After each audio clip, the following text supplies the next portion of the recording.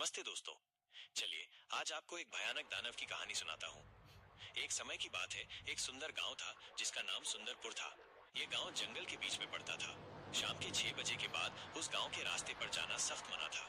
गांव के लोग बहुत कुशल थे और उनके यहाँ साल में एक बहुत बड़ा और भव्य मेला लगाया जाता था। इस मेले का आयोजन बहुत धूमधाम से होता था। मेले को देखने के लिए शहरों और दूसरे गाँव से भी लोग आते थे। उस समय उस गाँव का माहौल बहुत ही खूबसूरत दिखता था।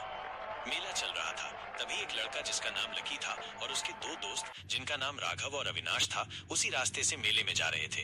लोगों ने उन्हें 6 बजे के बाद उस रास्ते पर जाने से मना किया था क्योंकि वहां कोई नहीं जाता था। पर वे तीनों नशे में धुत थे और अपनी बाइक पर बैठकर निकल गए। जब वे आधे रास्ते में थे तो उनको एक लड़की की चीख सुनाई दी। वे तीनों उस तरफ जाने लगे। वे मस्ती में उसी ओर पहुंचे जहाँ से वो आवाज आ रही थी। उन्होंने देखा कि एक खंडहर जैसा घर था और उसके चारों तरफ काफी सारे त्रिशूल लगे थे। वो घर लाल रंग के धागों में लिपटा हुआ था।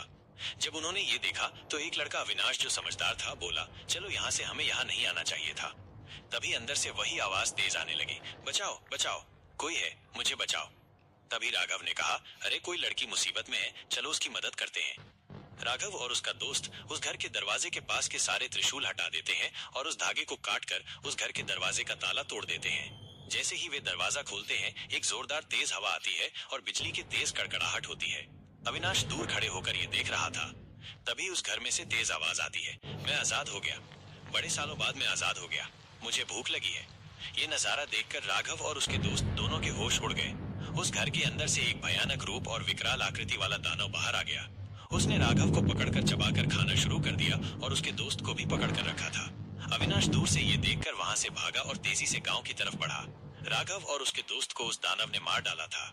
इसके आगे की कहानी देखने के लिए लाइक करें, सब्सक्राइब करें और बेल आइकन के बटन को दबाना ना भूलें ताकि इस कहानी का अगला भाग आप तक पहुंच सके। नमस्ते दोस्तों।